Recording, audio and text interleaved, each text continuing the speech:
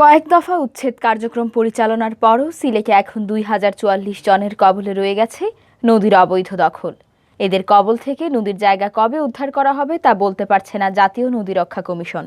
অসহায়ত্ব প্রকাশ করে কমিশন বলছে, আমরা অনেক চেষ্টা করে জেলা পর্যায় থেকে তালিকাটাই আনাতে পারছি না। একবার এক তালিকা আসে, ফলে তালিকা চূড়ান্ত করতে গিয়েও বিপাকে পড়ছে কমিশন। দখলদারদের তালিকায় দেখা যায়, যেসব বিভাগে অর্থনৈতিক কর্মকাণ্ড বেশি সেখানেই বেশি দখল সিলেটের প্রধান নদী সুরমা কুশিয়ারা ছাড়াও সকল ছোট ছোট ও শাখা নদীর দখলদারদের কবলে রয়েছে। কেউ নদীর তীর দখল করে স্থাপনা নির্মাণ করেছেন, কেউ আবার নদীর উপরেই তৈরি করেছেন বহুতল পাকা ভবন।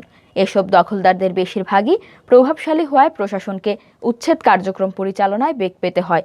জাতীয় নদী রক্ষা কমিশনের এক কর্মকর্তা নিজের অভিজ্ঞতা তুলে ধরে বলেন, আমরা চাইলেই দখলদারদের প্রকৃত চিত্র পাই না। আমাদের নিজস্ব জনবল নেই, জেলা প্রশাসকদের তথ্যের উপর নির্ভর করি, কিন্তু তাদের তথ্যে অনেক সময় দেখা যায় দখলের চেয়ে উচ্ছেদ বেশি।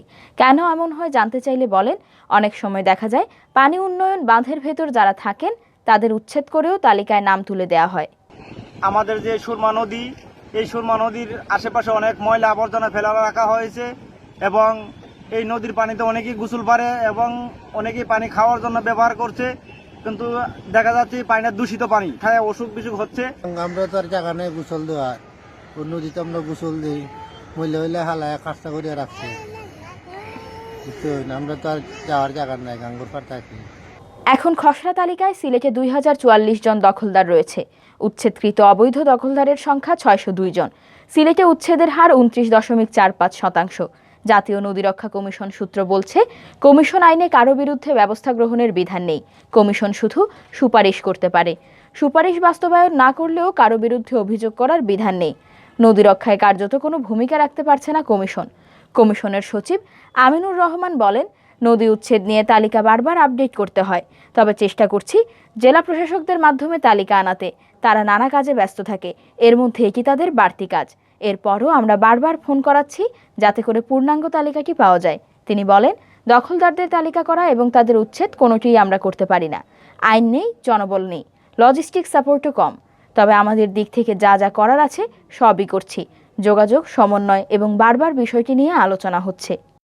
পানি যে জায়গা তখন থাকার কথা নীল কালার, এই জায়গাটা আবার গোলাটে পানি নদী দূষণের কারণে। তারপরে নদীর প্লাস্টিক আবর্জনা মানে যে জেলা ফালাই যায় না মধ্যে, যার ফলে পরিবেশের লাগেও ক্ষতিকর, আমরা লাগেও ক্ষতিকর। তাই সরকার যাতে কোনো ভালো পদক্ষেপ নেয় এই বিষয়ে। আর পার্মানেন্টলি নেই, 2 দিন করিয়া 2 দিন লাগে দেখা যায় আছে, তারপরে অনেক সময় লাগিয়ে যায়। যখন এই পার্মানেন্ট একটা উদ্যোগ নেই যাতে আমরা পরিবেশটা সুন্দর রাখে, আমরাও সুন্দরভাবে বাঁচতে পারি। সুরমা নদী পানি দূষিত হইতে আছে, বিভিন্ন ময়লা আবর্জনা ফালাইয়া এবং দূষিত করতে আছে। এখানে মানুষ গোসল করে, পানি খাওয়ার জন্য ব্যবহার করে, হোটেলে নেয়, বিভিন্ন কাজে লাগায়, আমরাও ব্যবহার করি।